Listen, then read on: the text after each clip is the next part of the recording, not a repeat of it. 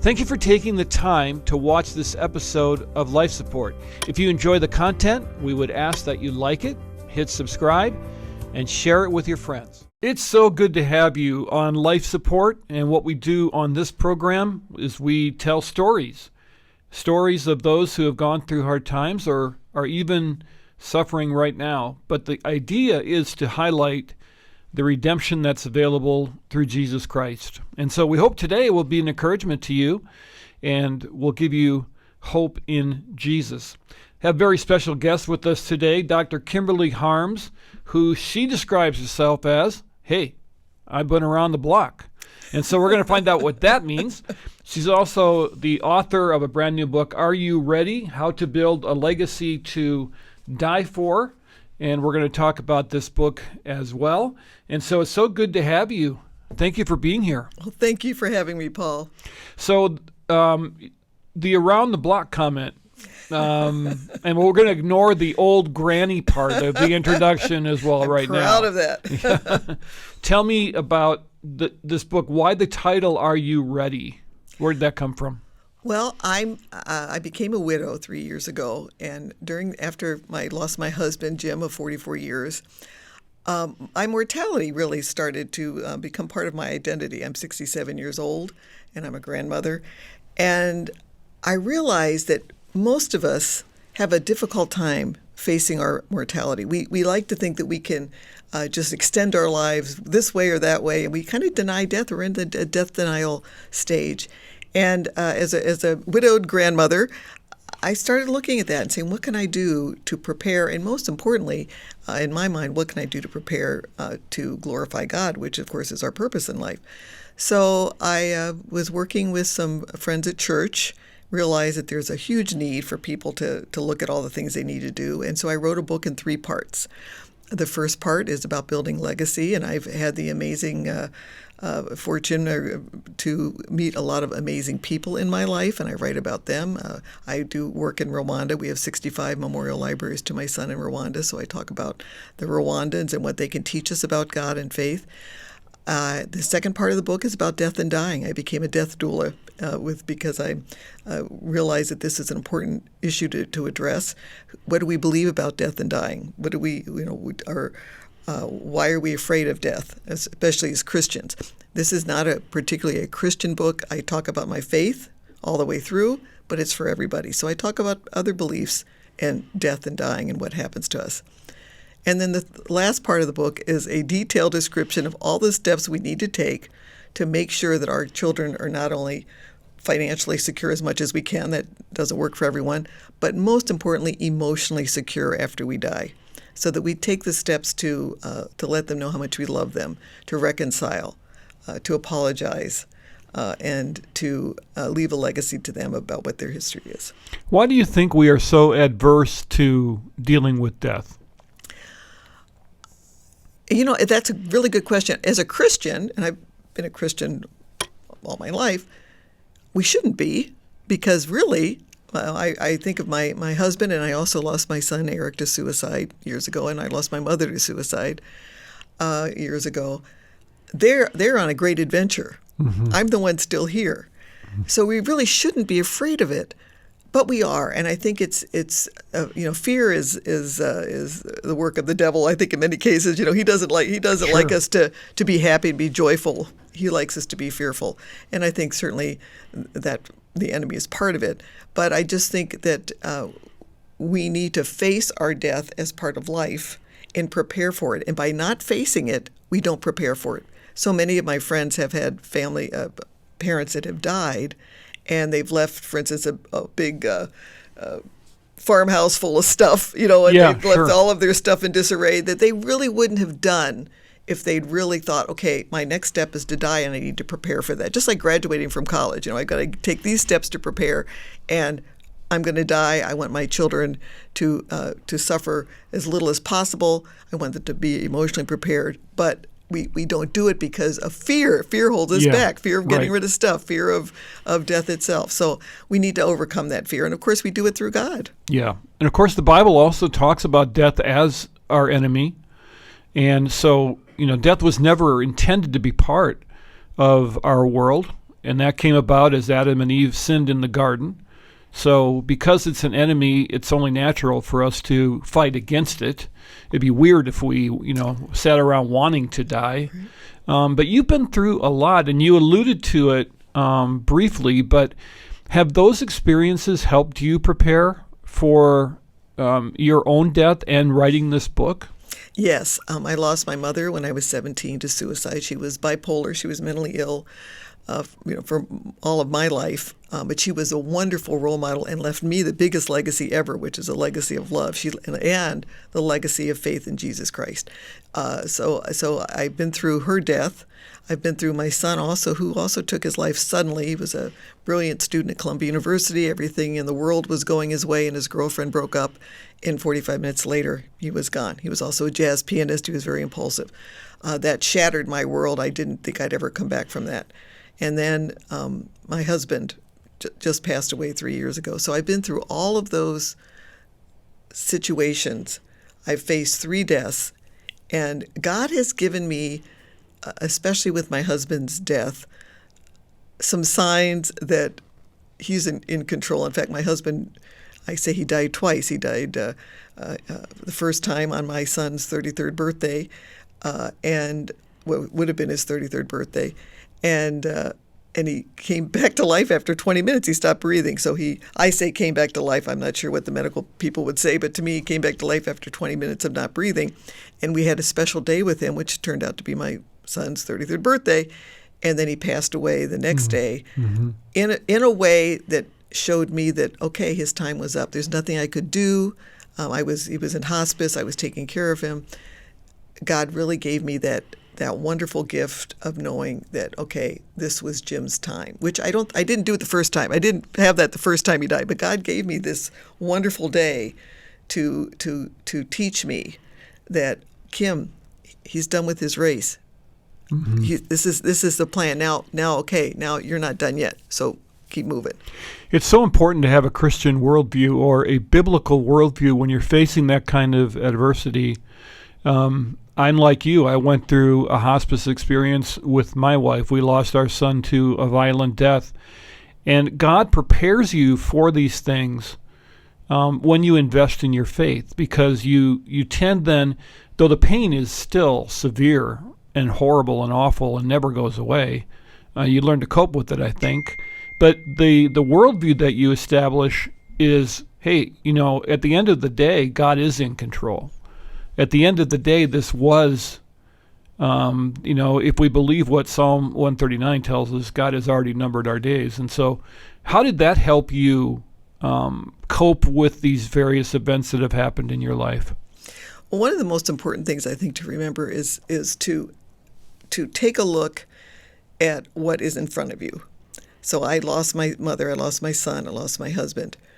And we tend to, as humans, focus on what we've lost. And when we do that, and we take our energy and focus on that, the fear, of our future, and the despair, the pit. I call it, we fall down into that pit of despair. And I think anyone, I suffer from depression too. I'm treated well, so that's good. Yeah. But that pit of despair where you get down in there, that's, Satan would love me to stay down there.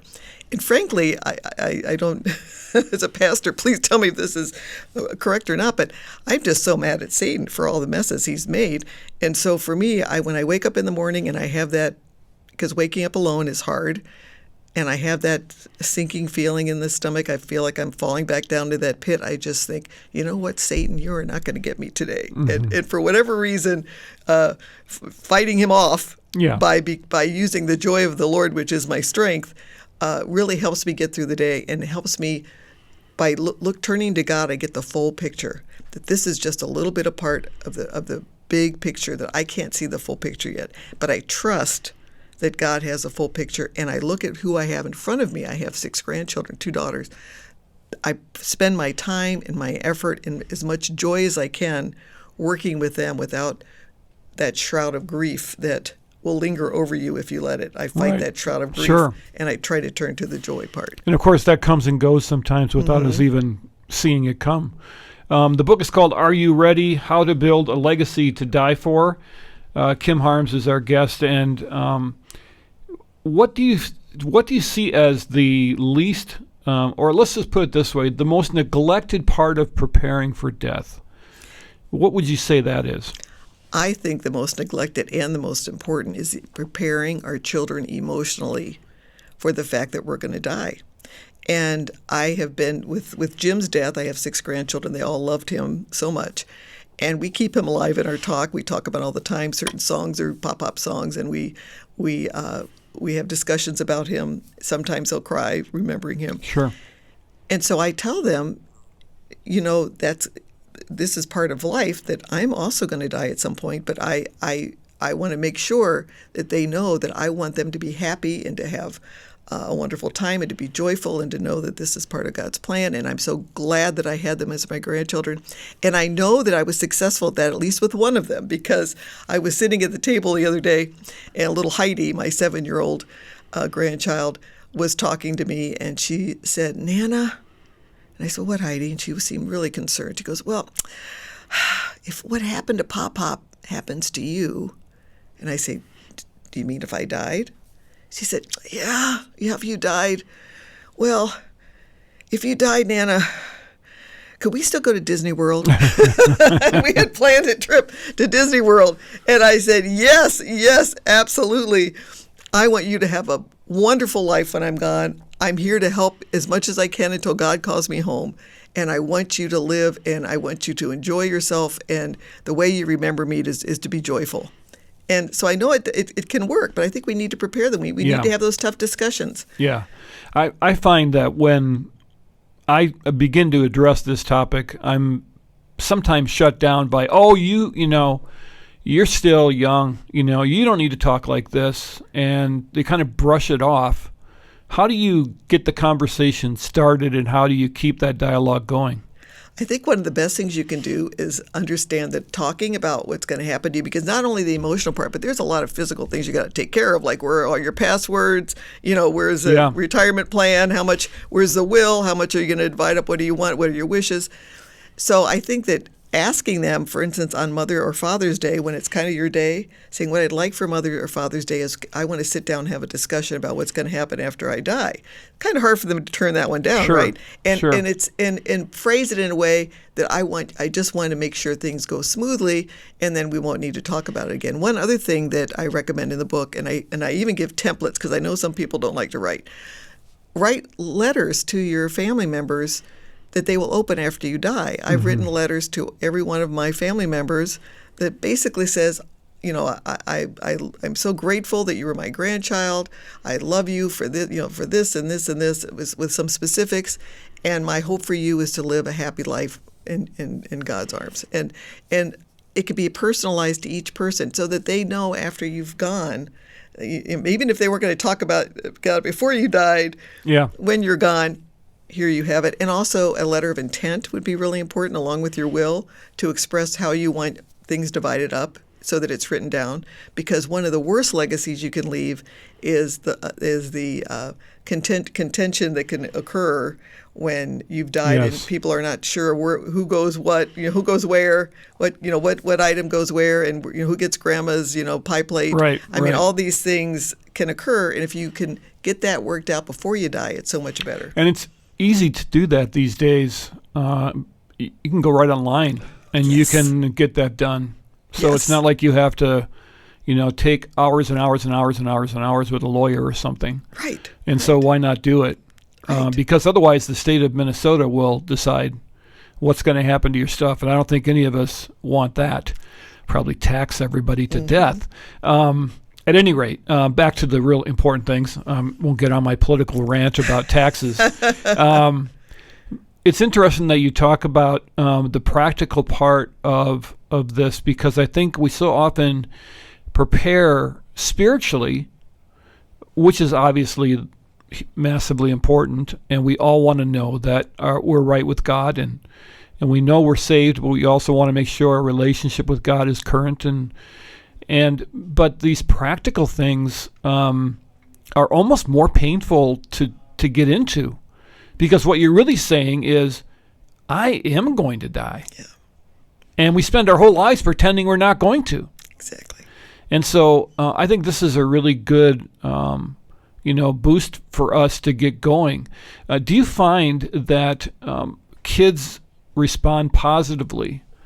Now, I know your one granddaughter did for sure, Yes. because she's going to go on some rides down at Disney World. But generally speaking, do kids want to talk about this, or are they kind of reticent to go into this topic? Well, it depends. Each person is different. That's what I found. I've kind of found just, this is not a scientific study by any means, but when I'm talking with people, women are a little more open, in my experience, than men are to talk about death and dying. I have one daughter who I could talk to.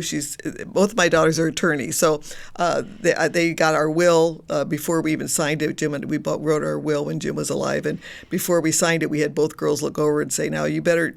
If you don't like something, talk about it now or forever hold your peace. So that was done. We sat down and I took all any valuables I had, some jewelry, and I sat down with the two daughters and I put it all out. And one would pick one, then the other would pick one, and I'd write it down so that's all taken care of. But one of my daughters does not like to talk about it, and the other one does. So I think I'm just very careful with the one that does it. And then I also think that for the people that don't like to talk about it, putting it in writing to either be sent before you die or after you die, but having it in writing so they can read your will and read your words is so critical, because they need to know what happened to you. And not only that, but the other part is preparing how you want to die. Yeah. And Jim, I'm so grateful to him, made his wishes known with a healthcare directive. And he was in hospice. He wanted to get out of the hospital and be in hospice. Now, he died of congestive heart failure, and he probably could have lived maybe a week or two longer if he'd been in the hospital and was intubated and kept alive. Sure. But he didn't want that. He wanted to die at home. He made it clear in writing. We worked with the hospice nurses too, so that I knew that he died exactly the way he wanted to die. Because emotionally, how people die too can get really caught up in your grief process. The first time he went, I was feeling guilty by taking off his oxygen to put his shirt on, and that's when he died the first time. And I thought, oh no, I killed him. Right. And then God said, okay, Kim, I'll bring him back. Okay. And then when he finally did die, there was a nurse and two rescuers that were there at the same time. So I was not involved in it. But it's amazing how your grief process can be affected by guilt. Now, was that a true guilt? No, it was a false guilt. Satan loves that stuff. Yep. But it affected me, and it would have affected me even now probably had he just died that first time. How do you deal with guilt and regret when it comes to those that you've lost? Well, when you have a suicide, you have a lot of guilt. I can only imagine. Regret. It's very, very hard, and it complicates the grief process so much. And in fact, when my son died, he died in very similar fashion to my mother, and it brought all the grief from my mother back. Sure. So I was grieving both of them, and I was deep in the mud of the grief pit during that time, and for a long time. I think finally you have to work through the grief. I wish I could say you could turn it off in a minute, but you really can't. There are no magic words. But you have to work through the grief and come to the realization in my mind that the grief I was feeling was false grief, and Satan would want me to stay there. And everything I learned about the Lord would tell me that I needed to look to what I have right now and look to the future. I had a very important situation that occurred, an encounter with a cousin of Jim's who had lost his brother at 19 as well. And his parents never recovered. They stayed in that grief pit their entire lives. And he felt that he lost his parents at the same time as he lost his brother. And he looked at me with his finger wagging and said, "Don't you ever let your other children feel that they are not enough." That was a challenge. That's a big challenge. It's a big challenge. But I kept that in mind. Jim had just had a liver transplant right before Eric died. And so he was still suffering. So I realized I had to do whatever I could to get out of that pit, to get rid of the grief, to look to God, to help my children and my grandchildren, because our grief affects everybody around us. It's not just our grief; it's everyone around us that feels that. So I think it's a battle.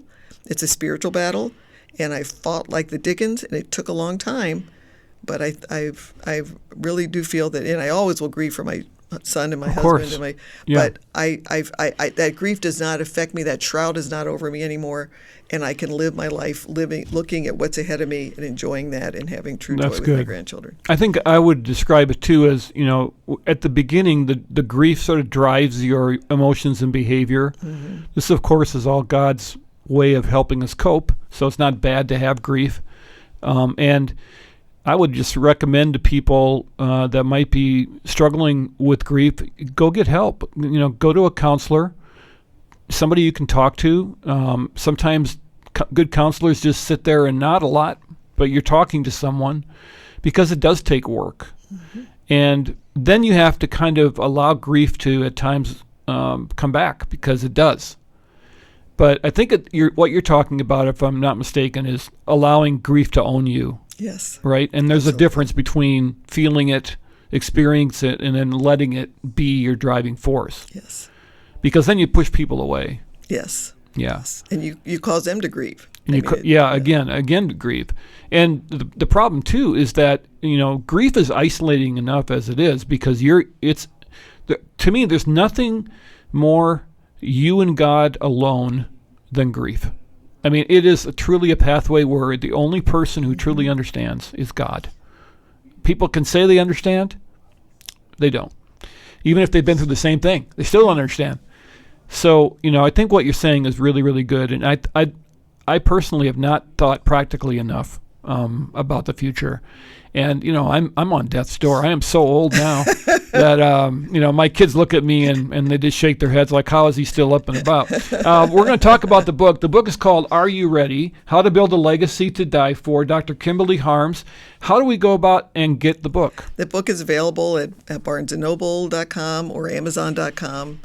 You need to do the whole title, Are You Ready? How to Build a Legacy to Die For. It'll pop right up. Okay. Congratulations on writing the book, and I really appreciate your honesty and being willing to share your story. I know parts of it are very difficult to talk about, and I very much admire how you've taken your life and you're forward-looking and you're helping your kids, and congratulations on that, because that doesn't come naturally. Thank you very much. Yeah, thanks for being here.